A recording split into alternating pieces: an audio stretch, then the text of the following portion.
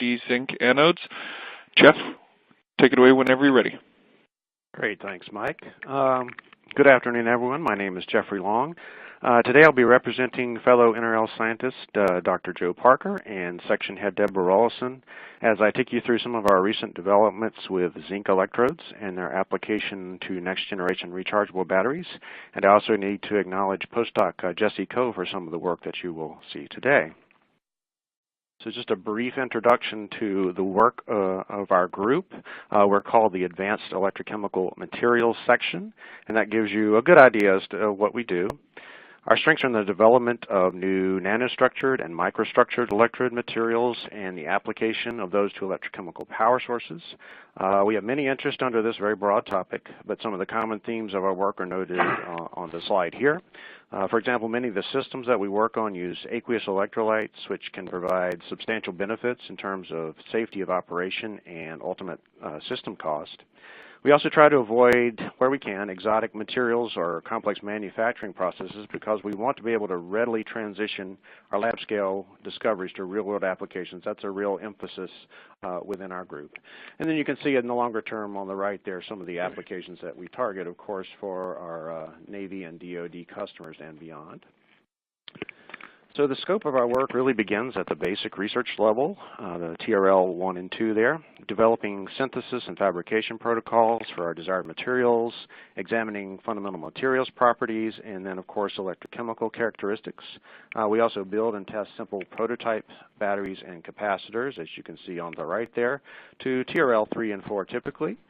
Beyond that, we're really starting to rely on collaborations with other Navy laboratories, DoD laboratories, and certainly private sector partners. And to support all those collaborations, we've built an extensive IP portfolio, and we have now an established history of collaborations through CRADAs and licensing agreements as mediated by our NRL Tech Transfer Office, which does a great job.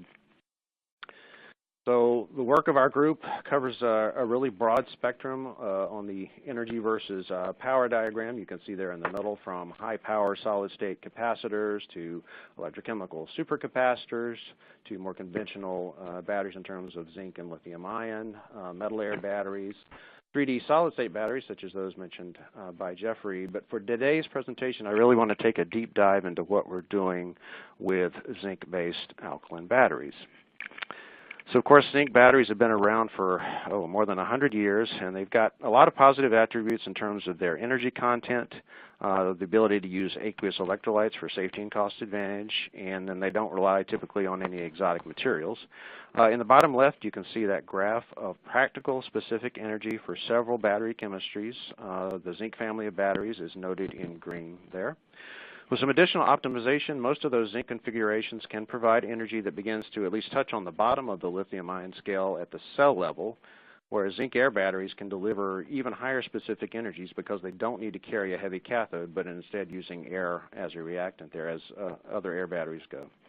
The main roadblock to further implementation of zinc batteries has been the historically poor cyclability of zinc electrodes, and that is the problem that we set out to address in the work that I will describe next. And if we can solve that problem, then we really open opportunities for this entire family of zinc batteries to be revisited in much more rechargeable forms.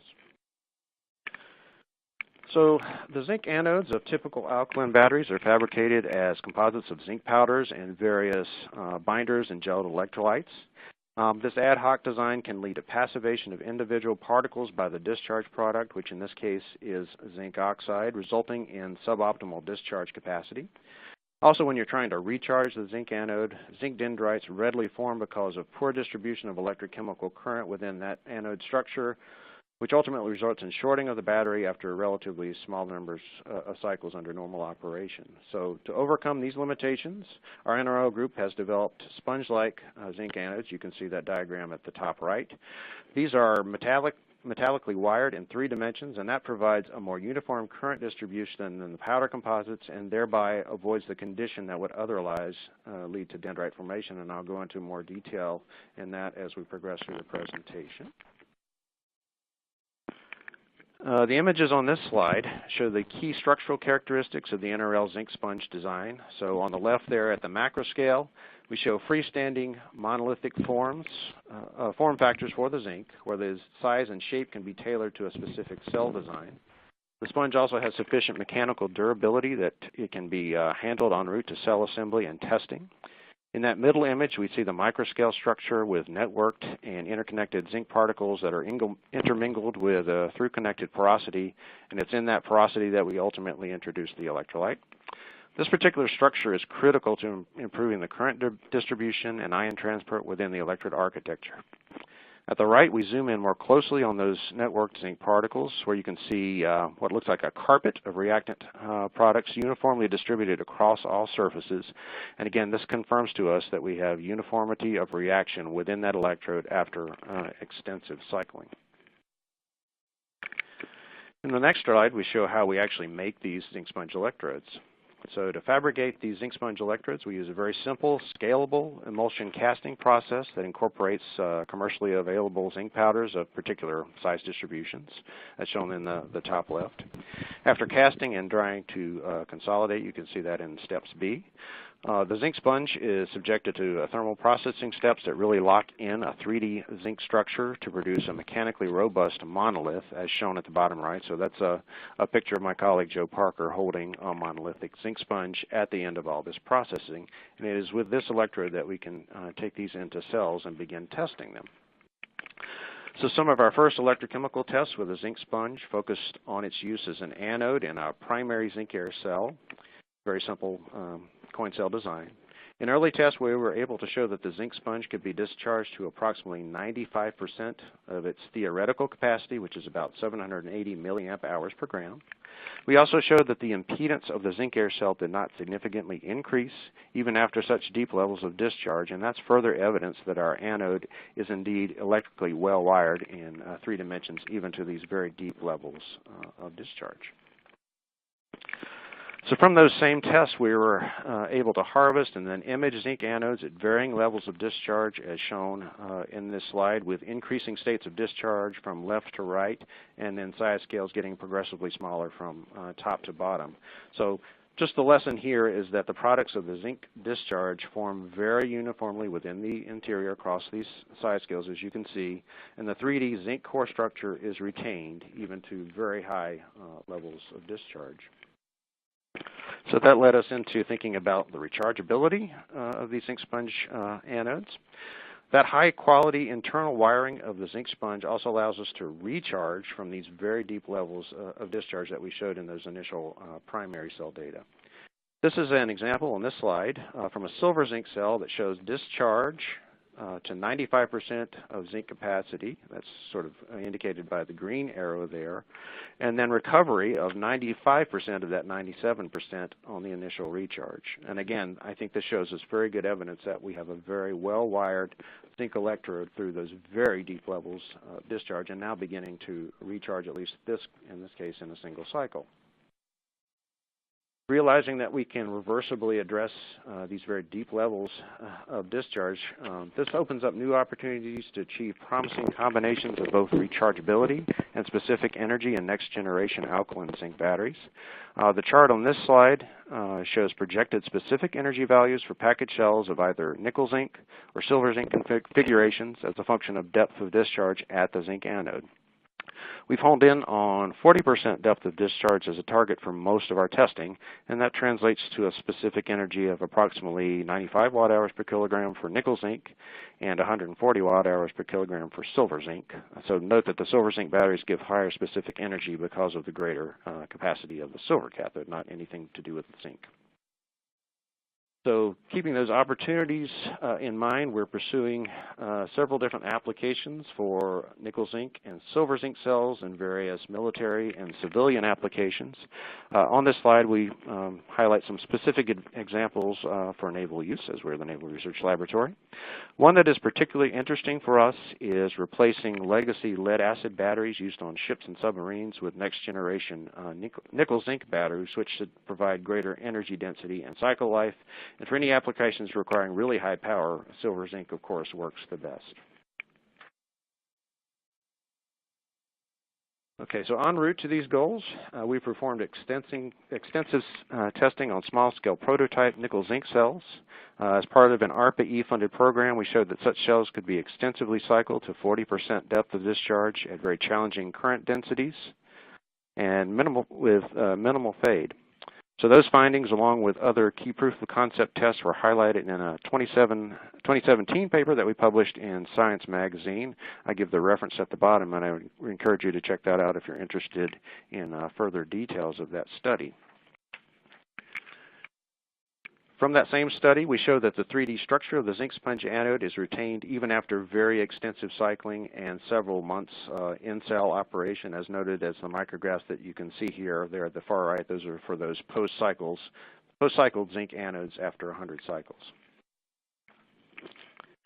We also demonstrated that prototype nickel-zinc cells could support complex duty cycles, such as those that are used for micro-hybrid vehicle applications in start-stop mode. So adapting a commercially used duty cycle to the dimension of our small cells, we showed stable operation at shallow charge discharge for up to 54,000 cycles and several months of operation in cells. So I think that shows another potential application of cells that can be derived from these zinc batteries. The ability of the zinc sponge anode to operate at high discharge current density has been evaluated in prototype silver zinc cells, where we showed operation to several hundred milliamps per square centimeter. We translate these metrics to a fully packaged silver zinc cell that would yield a specific power of approximately 1,200 watts per kilogram for continuous operation, not for peak pulse. So that gives some idea as to the promise of the zinc anode itself in terms of its power performance when it's paired with a high power silver electrode. More recently, we've developed a second generation of zinc sponge electrodes that are 50% more dense than what we reported in that science paper, and these are even more mechanically rugged, so that's making these electrodes much more amenable to transition and developing prototype cells. Evaluation of this new zinc sponge formulation is ongoing with promising results, and we hope to be reporting on those in public this coming summer. While most of our rechargeability tests have been performed in nickel zinc cells, we've also shown promising cycling stability in silver zinc cells, which will be preferred for applications where high power is also required. And here again, we show that the 3D zinc structure is retained even after cycling.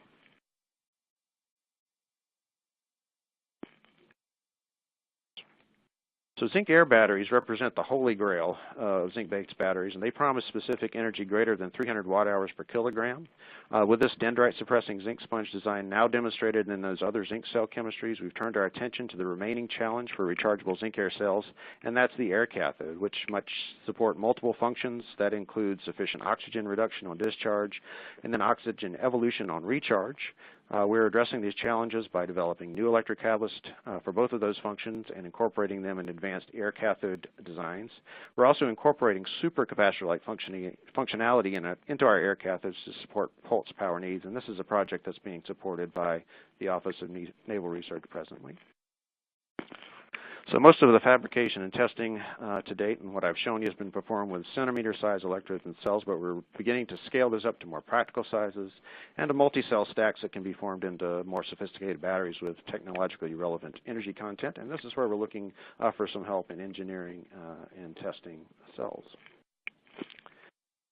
So that sums up our early stage results, but we're looking ahead to the next stages of development and transition across multiple zinc-based battery technologies that you can see on this aggressive timeline.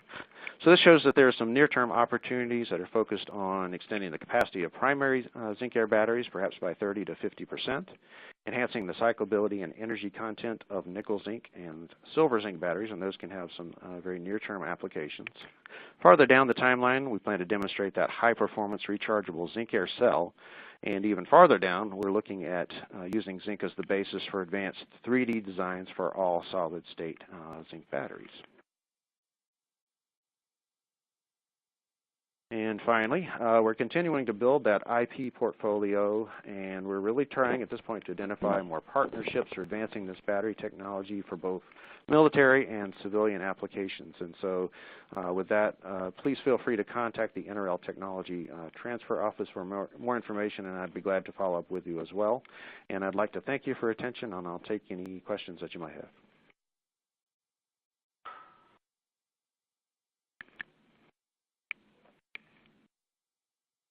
Thank you, Jeff. We'll take a minute here for questions, and then we'll move on to our final speaker.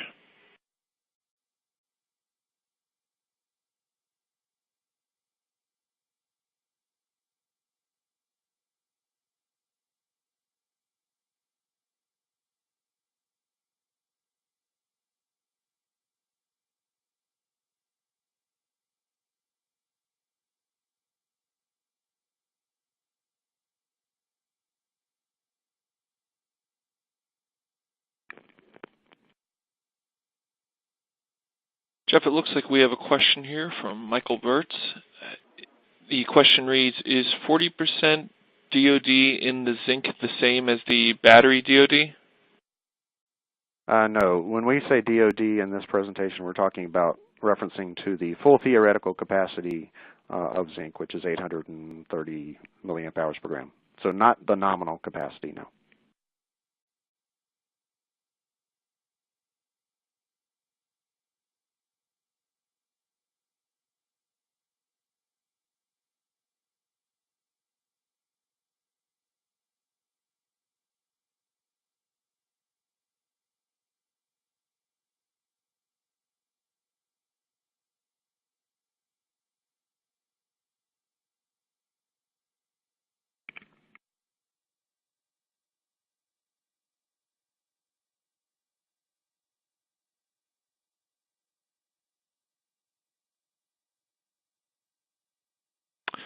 Okay, we'll move on to our final speaker. We have Ben Reitzman, the acting president at the Battery Innovation Center, and he will be giving a 2018 overview of BIC. Ben, whenever you're ready, take it away. Michael, thank you very much. Again, thanks to everyone for putting together the FLC Energy webinar series today. Proud to be a part. So we'll jump in here just by way of background today. My presentation is going to be probably a bit more of a sales pitch, if you will, just probably an awareness of a facility that, similar to some of the other FLC labs, one that exists that's maybe got a unique spin to it. The Battery Innovation Center is actually, for folks who haven't heard of us, and we find that more often people have not at this point, was founded in August of 2013. We're located in southern Indiana. We sit actually right outside the west gate of Crane Naval Surface Warfare Center. I know we had one other representative from Crane on the phone. We were actually originally set up as kind of a center of excellence to work directly with the Navy and the other armed services in looking at advancing power technology, energy technology for them, partnering with commercial industry, looking at how do we militarize some of that product and vice versa, how do we take some of the warfighters' needs today and go out into industry and find capabilities for that. Our mission, since that time has not changed. Unfortunately, through the basically the 14 into 15 time frame, due to a lot of different reasons, one of which being the passing of the original founder of the Battery Innovation Center, we have transitioned to what I would say today is about 99.9% commercial facing, with still a focus, a great relationship with Crane, our next door neighbor, assisting them and working kind of hand in hand with them on technology along the way. Our mission, though, again, has not changed, but maybe more the focus today has been on developing, testing, commercializing next generation energy storage systems, help making those safe, reliable, and lower cost. Again, today partnering mainly with industry. We've got a great technical relationship with the DoD and also the DOE, and then a large consortium of academia partners, both here locally and I would say globally as well. The kind of the unique features, by way of intro, the BIC is a public-private nonprofit, so kind of very unique in this space. We're one of the few labs that operates as that public-private nonprofit, formed with input from state, from academia, from a ton of industry partners, like General Motors, Delphi, Allison, Lilly, Rolls-Royce, Cummins, Caterpillar, Interdel, A123, among others, again, along with the Navy and other resources, to really have this unique collaborative environment. Today, we work on projects for other companies. What makes us unique, unlike maybe some of the other labs or academia, there's definitely different ways in which they interact. We try to be kind of small, fast, flexible, agile, helping break out a lot of that bureaucracy or structure, if you will, looking more at focusing on fast-tracking the development cycle.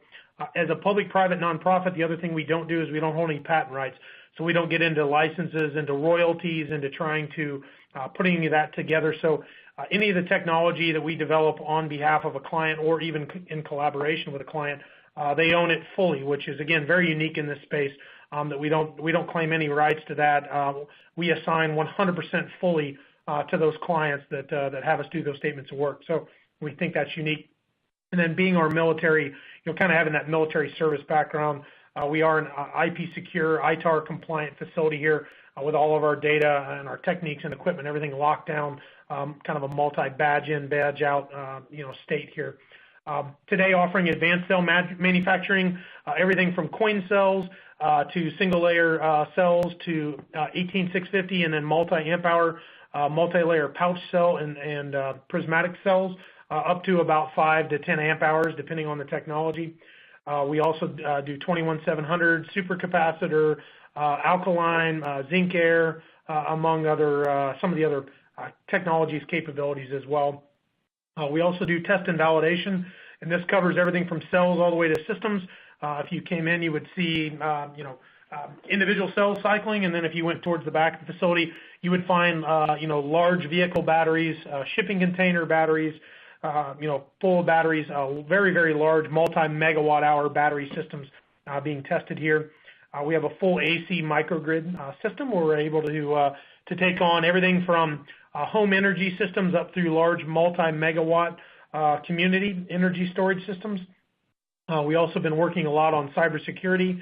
The security of those assets, the controllers, has been critical, and we've noticed, I would say, on the grid side versus the automotive side, we have come to find a lax, if you will, in a lot of that technology that could cause it to be used in an unsafe manner that I don't think was originally intended. So helping companies focus on securing their technology further.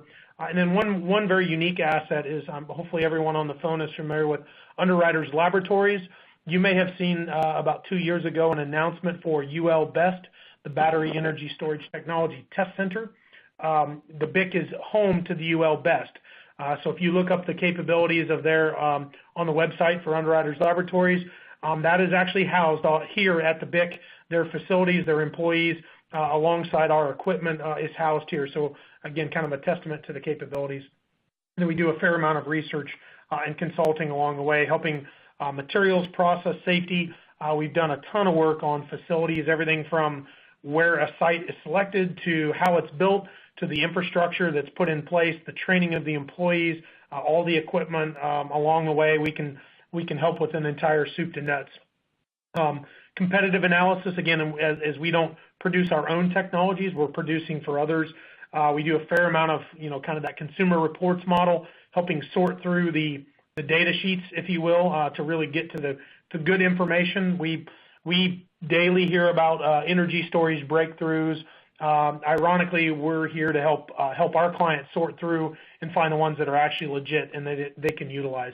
And then finally, again, as a public-private nonprofit, we have the education side, which is we provide a large education series for our clients, both our members and our non-members as well. One unique thing about the BIC, I would say that, again, it kind of adds to why we're a public-private nonprofit. We are focused entirely on the business. While the technology is key, our job is to help our clients take their technology, get it over the technology gap, and get it out into the market to identify markets, to identify applications, to make those marriages and those network connections, if you will, to ensure that technology gets going, that it's purely about the business and less about the tech. Yes, you have to have the tech completed in order to do that, but we're trying to find those that we can fast track and get over that hump. Well, kind of a breakdown of the capabilities on the advanced cell manufacturing side. We've got 3 large, less than 1% relative humidity clean room, dry rooms that we conduct. Those are broken up into kind of the 3 areas of advanced cell manufacturing. We have both small batch and large batch mixing and small batch coating happens in one of the large dry rooms. And the other one is where we handle all of our coating technologies today using, deposit coating or thin film deposition coating. We also, with some of these battery techs, today we are working with companies to do spray-based technologies. So we're actually spraying batteries, creating 3D, if you will, 3D object batteries, doing vacuum deposition, along with some other mechanical depositions of advanced battery materials. So again, going beyond the traditional, roll-to-roll coating that most people are used to today. Today, all utilizing commercial cell manufacturing equipment from everything from prototype to pre-production. The intent of this facility, as we continue, is again to offer that gap of how do we take it kind of out of the lab and get it to market as fast as possible. With the idea being here, proof of commercialization that we can, and we've already proven this multiple times with our clients, where we're able to take what comes out of this lab and go deliver it to an A123, go deliver it to an LG, go deliver it to a Tesla or a Facebook or someone like that, where it's ready to go from a technology standpoint and they can scale up in quantity.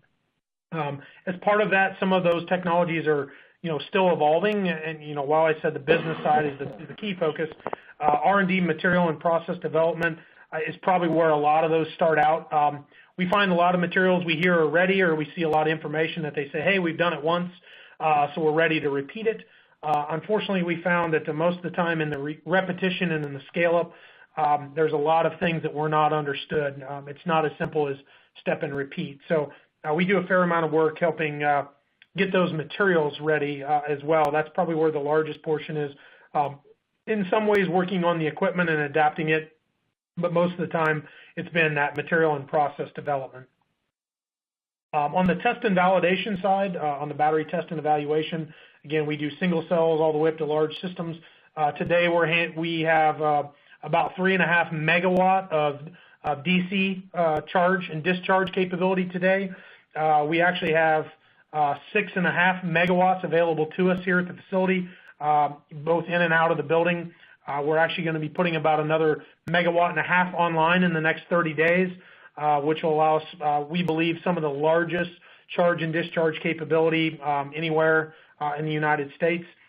We have now north of about 400 channels of cell cycling. Apologize for the misinformation here, but yeah, we've got a multitude of channels, everything from high accuracy, multi-voltage to, again, high current, high voltage as well, handling altitude, humidity, thermal and environmental chambers.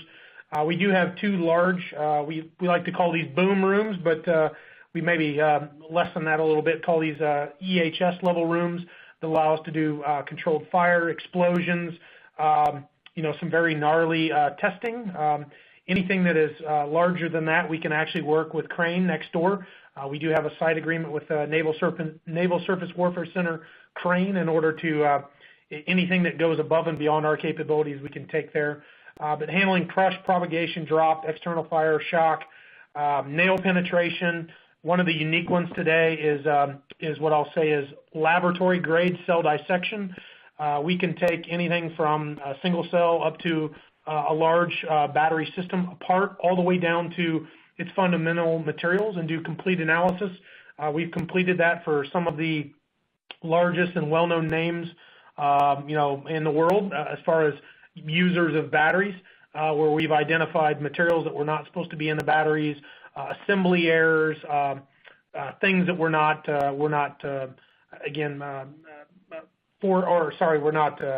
relayed during the design that unfortunately caused some issues. Some of the unfortunate, what I would say, relevant battery events that have happened in the previous couple of years with cell phones, drones, with some of our other devices. The BIC was a portion of helping do that forensics.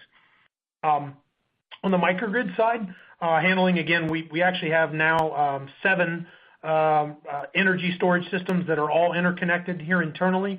We're actually working to put 2 more online, so we will have 9 energy storage systems that compose everything from a Tesla Powerwall all the way up to a large LG multi-stage, multi-megawatt hour battery that allow us to communicate with those, interact with those. We can push and pull on the grid, do some other very unique things along the way. The advantage here is kind of a plug and play. You can bring in any sort of anything that interacts with a grid energy system, and we can plug and play that, in that environment. And as I said earlier, working on cybersecurity of all those devices, everything from the smart meter to the DC storage unit to the inverter to the controller, we handle and work with those.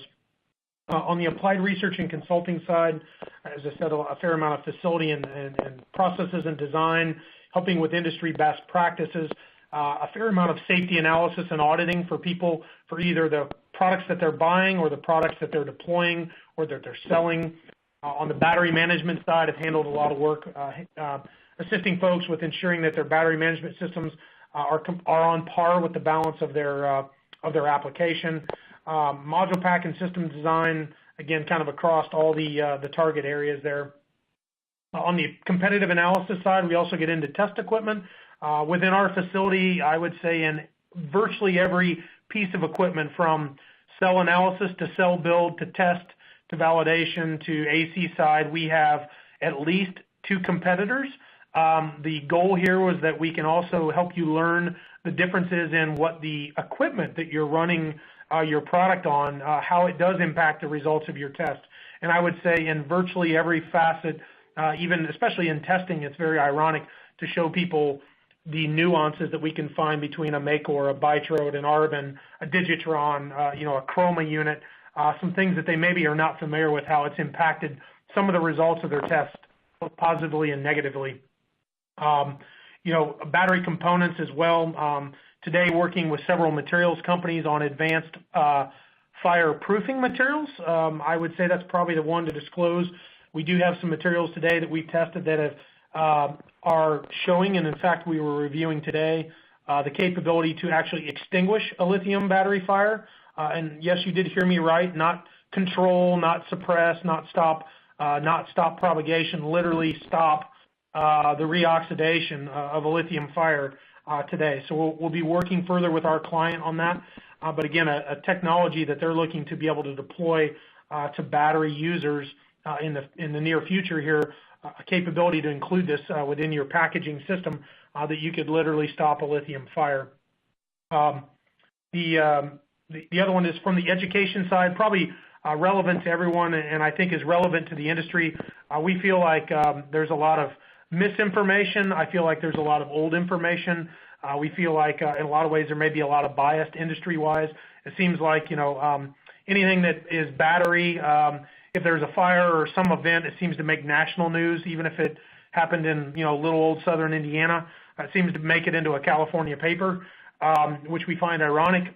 So we've been really trying to spread the word about about really what's going on in batteries, where they've come from, where they are today, and where they're headed. Most of that has been through our battery short course. It's a 3 to 4 day session, depending on whether we're running our quarterly open courses that you can check us out online and reserve there, the open seats. We also do customized courses for a lot of our clients where we cover everything from chemistry all the way through to field service and warranty. It's everything in between: packaging, the build-up, all the different chemistries, validation, testing.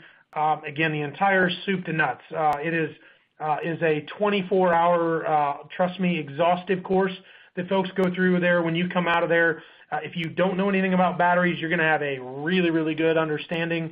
If you are a battery expert today, you're going to come out of there hopefully understanding a lot more things that maybe you weren't aware of, or getting to see processes that maybe you have not seen in person before or been a part of. We think it's very unique because it's a combo of training plus labs. So we're actually making sure that people get to go through all the labs, and they also get some training as well. You can see there as well, we offer some other unique courses on DC high voltage fundamentals, along with some customized training. The very last one, I talked through some of the strategic alliances, UL, and NAVSEA is we also incubate clients, and I'm just about finished here. The Bright Volt is an incubation opportunity. They were a company that we worked with doing advanced chemistry. Today, they are actually scaling up within our facility. So we can work in kind of three ways with clients, which we think is very unique. We can do the work for you under a statement of work.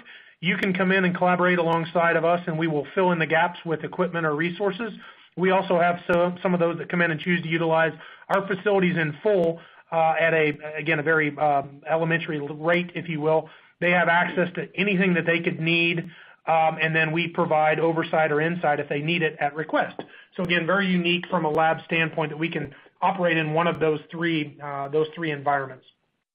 The very last one here is just, unfortunately, I can't show our clients, our total client list. In total today, we work with north of about 100 clients, everywhere from some of the largest social media giants out there to the largest e-tailers, to the largest automotive companies, to some of the biggest startup automotive companies, to a few of the ones that allow us to list their information here today along the line. So that was all I have to share. I'll open it up for any questions.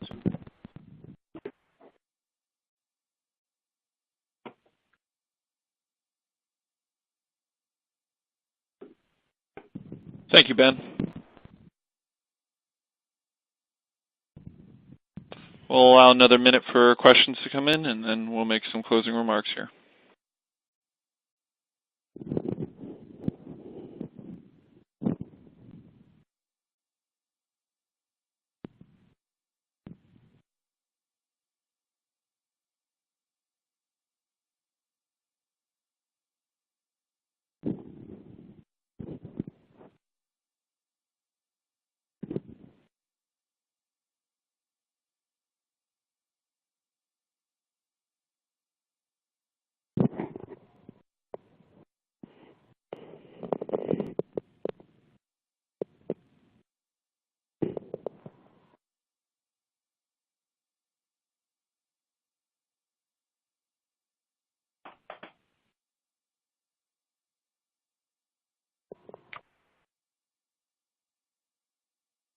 Okay, I'd like to thank you for attending the FLC Energy webinar series, and to remind our attendees to please complete our survey by clicking the survey button below. If there are no more questions, on behalf of Aaron and myself, I'd like to thank the speakers for putting together great presentations today, and the people for attending and getting the information.